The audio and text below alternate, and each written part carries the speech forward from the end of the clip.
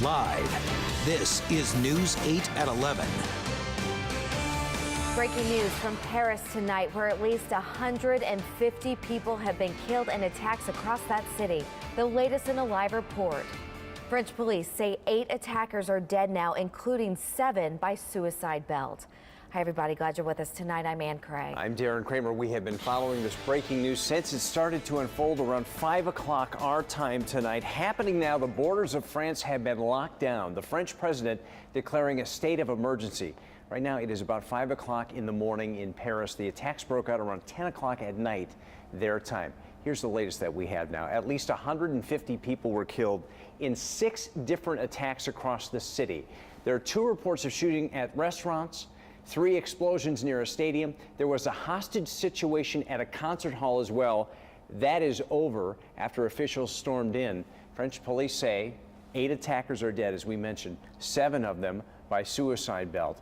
ABC's Brandy Hitt is following the very latest on the attacks in Paris. She's live with more. Brandy?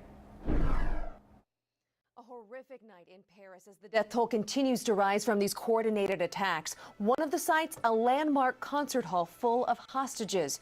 And we've just learned a total of 8 militants have been killed, 7 by detonating suicide belts. The streets of Paris look like a battlefield as armed men struck multiple targets. More than 100 people have been killed after an unknown number of terrorists attacked with automatic weapons and explosives. We heard a bunch of gunshots, maybe 8 to 10, and then there was kind of a pause, and then there were a few more. Explosions rocked a soccer stadium while a game was underway. The worst carnage was at this theater, where the gunman took many concert-goers captive. An American band was performing on stage. They heard the gunfire and said it was louder than, what they were even playing. Heard screaming, yelling. Security forces rushed the building. At least 4 attackers died inside. Concert-goers could be seen filing from the hall, hands on their heads. One official said the gunman had tossed explosives at the hostages. A horrifying scene inside, according to the witnesses. A crowded restaurant was also among at least 6 locations under fire. All of a sudden, there was really loud gunshots and bullets coming through the windows. I saw a woman next to me. I was holding on to her. I could see a pool of blood around her, and she'd been shot, I think, in the chest and was fatally wounded. As police scrambled to secure the streets, stunned Parisians ran for shelter, wondering where the terrorists would strike next. President Obama promised to stand with the French people. This is an attack on all of humanity and the universal values that we share. No one has claimed responsibility, and it's unknown if more attacks were planned. All public buildings in Paris, including schools and museums, are now closed indefinitely. Reporting live in Los Angeles, Brandy Hitt, ABC News. Now back to you. All right, Brandy, thank you. New tonight, as that horror continues to unfold in Paris, we have been able to connect with Connecticut folks who are there tonight. We spoke with a photographer from Old Lyme who is there with her boyfriend.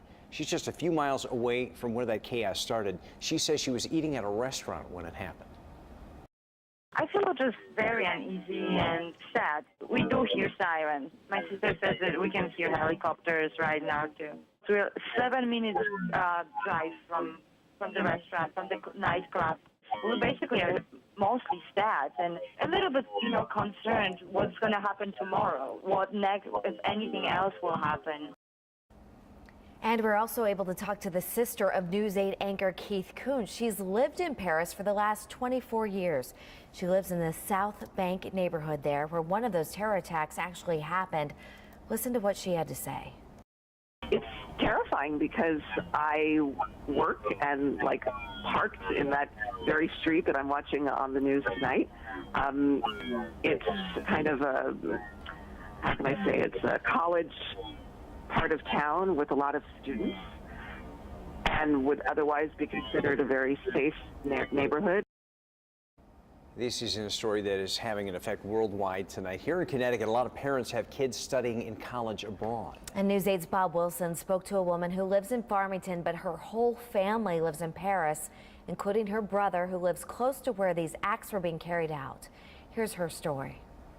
Mostly firefighters, policemen, yes. Yeah, we see a stretcher there. Yes. Some hostages have been taken. Catherine Zimmerman watches the news reports on the internet, trying to figure out just how big and how far-reaching the terrorists' attacks are. She lives in Farmington, but her entire family is back in France. Her brother, his wife, and 4 children live in Paris.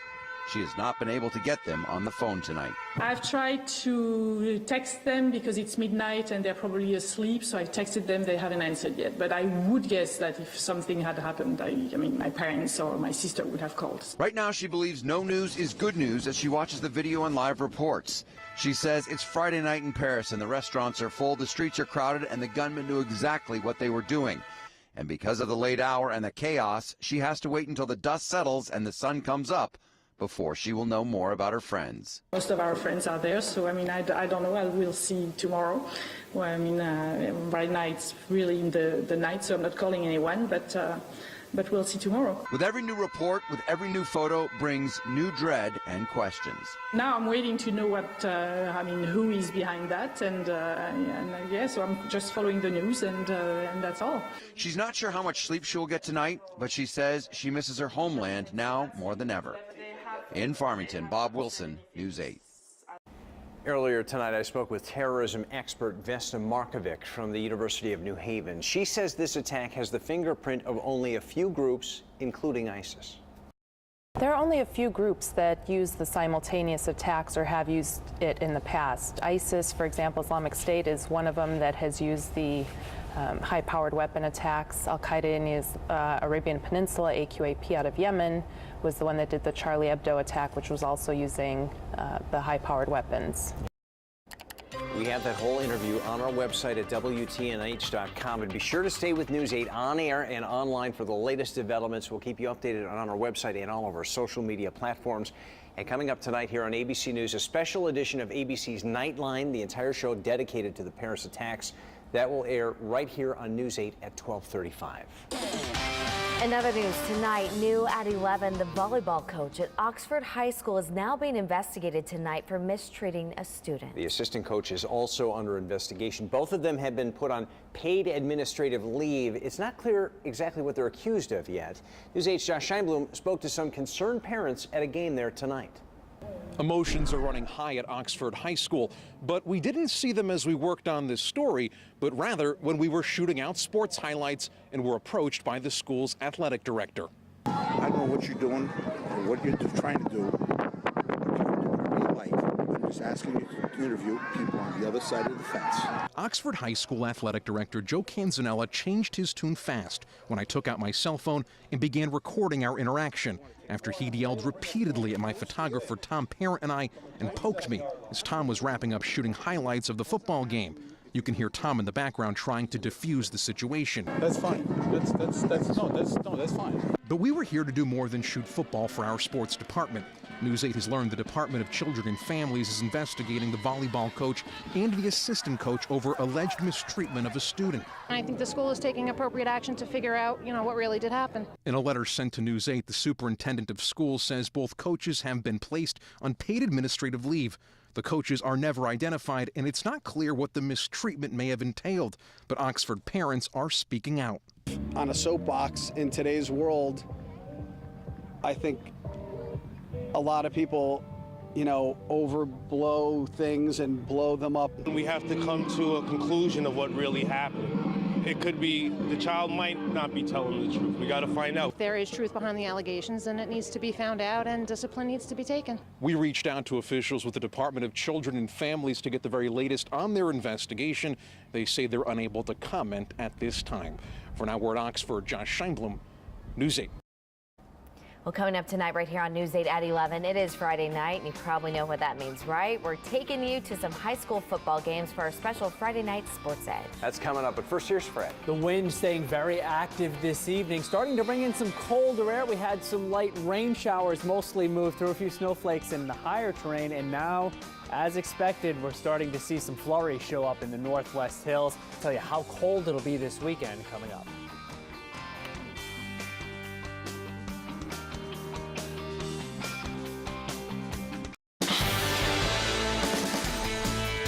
What we're watching tonight, troubled TV star Charlie Sheen plans on revealing tomorrow that he is HIV positive. People magazine says they have a source on the story that Sheen will make that announcement tomorrow morning. Sheen is well known in Hollywood not only for his acting, but his notorious rants and bouts with drug abuse. It is never too early to get your child's eyesight checked. Doctors say at about 2 months of age, it's a good idea to have your child take a vision test. On tonight's Nyberg, a pediatric ophthalmologist says the sooner young patients are seen, the better the outcome if something isn't quite right. Here's Ann.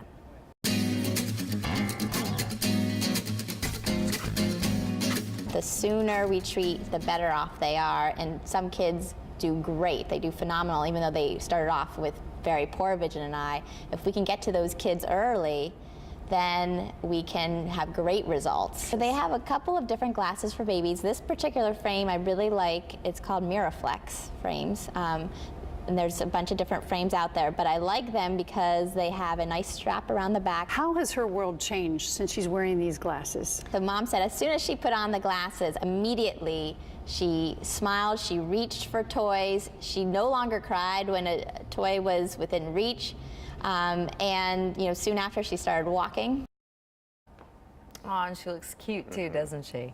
Well, for the rest of that interview, you can check it out. Just go to Nyberg. You can find it there at WTNH.com. All right, Noah's here tonight with a check on your sports. Noah. A lot of basketball for you. You got Yale Sacred Heart playing, and the UConn women's team opening the season out in Columbus, Ohio. We'll show you how they did coming up.